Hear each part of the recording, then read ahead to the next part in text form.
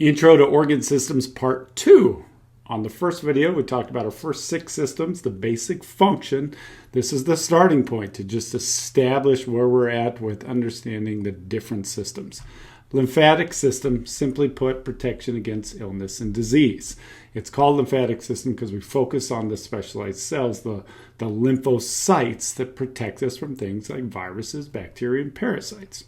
Respiratory system, exchange of gases. Oxygen, carbon dioxide, and we're doing that by way of the bloodstream, so directly connected with our cardiovascular system.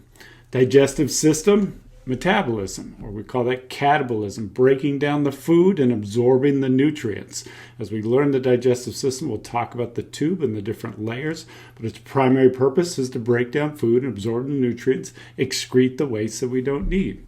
Continuing with excreting waste, the urinary system, primarily eliminating excess salts and water. And a lot of what we're doing is removing a lot of ammonia products, hydrogen-based products, and that controls the pH. We need our blood to operate at a specific pH, roughly 7.3 to 7.4, and the urinary system helps us to do that. When we talk about the urinary system, we'll get into blood pressure because that incorporates into how we eliminate salts and water.